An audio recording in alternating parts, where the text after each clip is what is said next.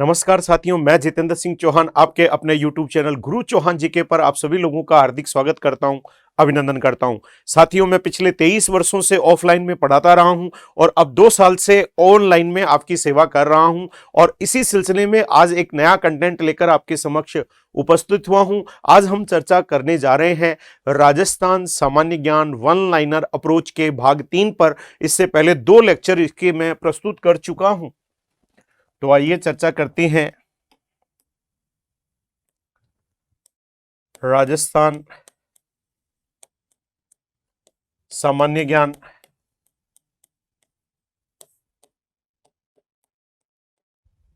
का ये lecture number 3 है, वन लाइनर अप्रोच का।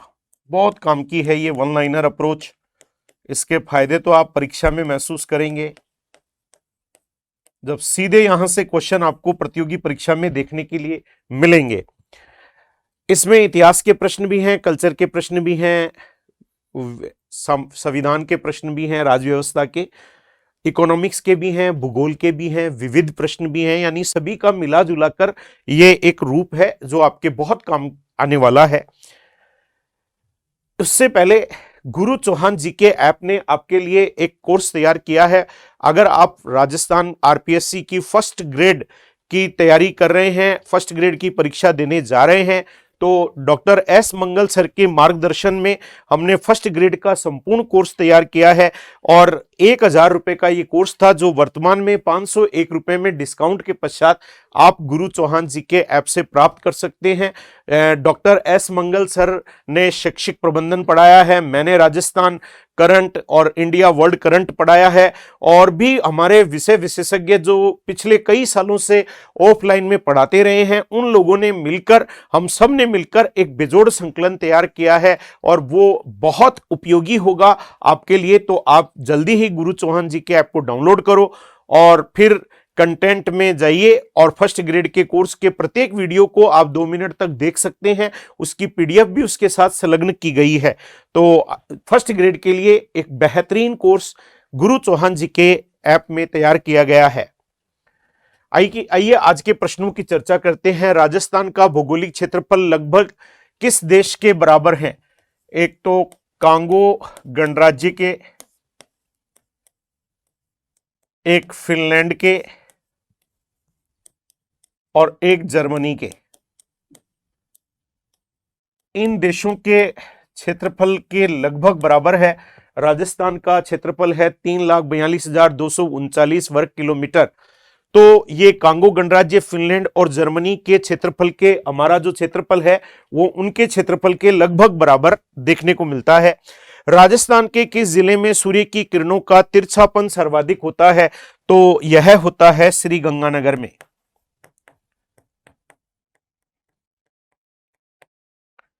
सूर्य की किरणों का तिरछापन सर्वाधिक होता है राजस्थान के गंगानगर जिले में। राजस्थान के किस जिले में सूर्य की सबसे सीधी किरणें पड़ती हैं? तो वह जिला है बांसवाड़ा।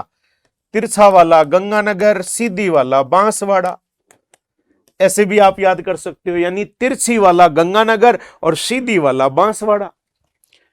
जुरासिक युग की चट्टानें राजस्थान के किन जिलों में पाई जाती है? वह जिले हैं जैसलमेर व बाड़मेर।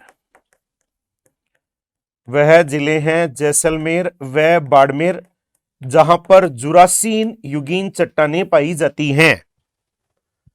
राजस्थान के बांगड़, देखो बागड़ में डूंगरपुर और बांसवाड़ा आते हैं।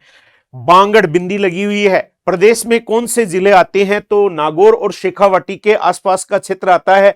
शेखावाटी में सिक्कर, चूरू, झुंझुनू और नागौर तो है ही। तो बांगड़ में आते हैं सिक्कर, चूरू, झुंझुनू व नागौर, ये बांगड़ के अंतर्गत आते हैं, जबकि बागड़ में डूंगरपुर व बांसवाड़ा आते हैं। उदयपुर बेसिन की चारों ओर की पहाड़ियां क्या कहलाती हैं? वह कहलाती हैं गिरवा। क्या कहलाती हैं? गिरवा कहलाती हैं। लसाड़िया का पठार किस जिले में स्थित है? लसाड़िया का पठार उदयपुर जिले में स्थित है। राजस्थान के किस जिले में सर्वाधिक औसत वर्षा रिकॉर्ड की जाती है? वह जिला है झालावाड़। सर्वाधिक औसत वर्षा वाला जिला है झालावाड़ और सर्वाधिक वर्षा वाला स्थान है माउंट आबू। तो यहां पर जिला पूछा गया है, जिले का आंसर है झालावाड़, सर्वाधिक वर्षा वाला जिला। भूमध्य सागरीय प्रति चक्रवात अर्थात पश्चिम विक्षोभ के कारण शीत ऋतु में होने वाली वर्षा को स्थानीय भाषा में क्या कहती हैं? इसे मावट कहते हैं, इसे गोल्डन ड्रॉप्स भी कहा जाता है। भूमध्य सागरीय प्रति चक्रवात के कारण, पश्चिम विक्षोभ के कारण सर्दियों में राजस्थान में बरसात होती है, उसे मावट कहते हैं। गुरु चौहान जी के ऐप को डाउनलोड करें और 3 किताबें निशुल्क प्राप्त करें। राजस्थान कला संस्कृति की किताब जो मेरे द्वारा लिखी गई है, भारत विश्व राजस्थान करंट जीके के ऑब्जेक्टिव प्रश्नों की किताब और राजस्थान की हनुमान चालीसा, राजस्थान 7 डेज, ये 3 किताबें गुरु चौहान जी के ऐप में निशुल्क हैं। अतः अतिशीघ्र इस ऐप को डाउनलोड कीजिए और इन तीनों किताबों का पढ़ने का मजा लीजिए। रेगिस्तान में उत्पन्न वायु भंवर क्या कहलाता है? कहते हैं ना, वो एक ऐसा गोला सा आता है, एकदम ग्राउंड में दिखाई देता है, खेत में दिखाई देता है और ऐसे ऐसे चक्कर चक्कर घूमते हैं और मिट्टी को ऊपर ले जाता है, कहते हैं बबूले आगो, तो इसे कहते हैं बबूलिया। बबूलिया कहते हैं। मौर्य सभ्यता के प्रमाण किस स्थान पर उपलब्ध हैं? बैराट की सभ्यता से मौर्य सभ्यता के प्रमाण मिले हैं और बैराट तो विराटनगर, और विराटनगर कहां पड़ता है? पहले नाम बैराट था, आज विराटनगर है और यह विराटनगर जयपुर में पड़ता है। यहां से मौर्यकालीन सभ्यता के अवशेष प्राप्त हुए हैं। किस राजा के वंशज गुजर प्रतिहार कहे जाने लगे? उस शासक का नाम है नागभट्ट प्रथम। नागभट्ट प्रथम। हल्दी घाटी के युद्ध में महाराणा की भील सेना का कमांडर कौन था? हल्दी घाटी युद्ध में महाराणा प्रताप के सेनापति थे हकीम खां सूरी और भील सेनापति थे जिनका नाम था राणा पूंजा।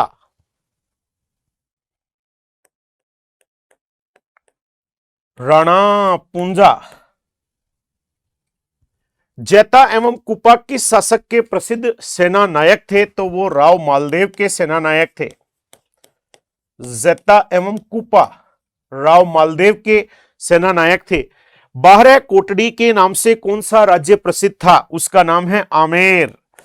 आमेर को 12 कोटड़ी कहा जाता था। चौहान शासक जो कवि बांधव के रूप में जाना जाता था, उसका नाम था बीसलदेव चौहान या विग्रहराज चतुर्थ। विग्रहराज चतुर्थ या बीसलदेव चौहान। बीसलदेव चौहान। तालाब ए शाही धौलपुर का निर्माण जहांगीर के किस मनसबदार ने करवाया था? उसका नाम था सुलेह खां। उसका नाम था सुलेह खां। तो तालाब ए शाही ये जहांगीर के मनसबदार ने निर्मित करवाई धौलपुर में, सुलेह खां ने।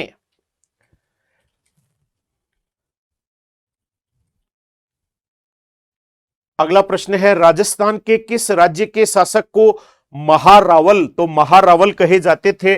डूंगरपुर के शासक। डूंगरपुर के शासकों को महारावल की उपाधि दी गई थी। अंग्रेजों द्वारा मेवाड़ भील कोर कोर्प्स की स्थापना किस वर्ष में की गई थी? तो 1841 ईस्वी में मेवाड़ भील कोर की स्थापना की गई थी अंग्रेजों के द्वारा। राजस्थान की एकमात्र रियासत कौन सी थी जहां उत्तराधिकारी शुल्क नहीं लिया जाता था? वह रियासत थी जैसलमेर। उस रियासत का नाम था जैसलमेर। 2 अक्टूबर 1959 को नागौर में राजस्थान में पंचायती राज का औपचारिक उद्घाटन किसने किया था? वो थे हमारे प्रधानमंत्री पंडित जवाहरलाल नेहरू। पंडित जवाहरलाल नेहरू ने किया था। बगदरी गांव नागौर जिले में पड़ता है। राज्य प्रशासन का मुखिया कौन होता है? राज्य प्रशासन का मुखिया होता है मुख्य सचिव। मुख्यमंत्री की नियुक्ति भारत के संविधान के किस अनुच्छेद के अंतर्गत होती है? तो उस अनुच्छेद का नाम है अनुच्छेद 164। अनुच्छेद 164 के अंतर्गत मुख्यमंत्री की नियुक्ति की जाती है। राजस्थान की पहली महिला कौन है जिन्हें राजस्थान के मंत्रिमंडल में स्थान मिला था? वह महिला, पहली महिला जिनका नाम है कमला बेनीवाल। राजस्थान की पहली महिला मंत्री कमला बेनीवाल। राजस्थान लोक सेवा आयोग के पहले अध्यक्ष कौन थे? डॉक्टर एस के घोष। डॉक्टर एस के घोष ये आरपीएससी के पहले चेयरमैन थे, डॉक्टर एस के घोष।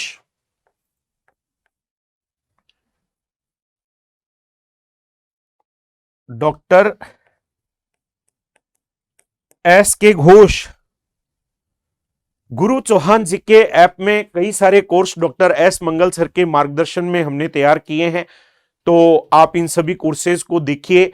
सबसे पहले तो गुरु चौहान जी के ऐप डाउनलोड कीजिए। 3 किताबें निशुल्क दी गई हैं, उन्हें प्राप्त कीजिए और फिर कोर्स देखिए। अगर आपको लगता है ये आपके काम के हैं तो उन्हें फिर आप खरीद सकते हैं। आपके लिए ये बहुत उपयोगी, बहुत सस्ते, अच्छे विषय विशेषज्ञों की मार्गदर्शन में हमने ये कोर्स तैयार किए हैं। अतः गुरु चौहान जी के, जो कि आपकी सेवा में तत्पर है, चौहान पब्लिकेशन पूरे राजस्थान जानता है। चौहान पब्लिकेशन को पिछले 15 सालों से विद्यार्थियों की पहली पसंद के रूप में शैक्षणिक विधियों के अंदर जाना जाता है। शिक्षण विधियां डॉक्टर एस मंगल सर, मंगल शिक्षण विधियां, करंट जी के मेरे द्वारा लिखित, और भी बहुत सारी किताबें आपने पढ़ी होंगी, आपके बड़े भाई ने पढ़ी होंगी, छोटी बहन ने पढ़ी होंगी।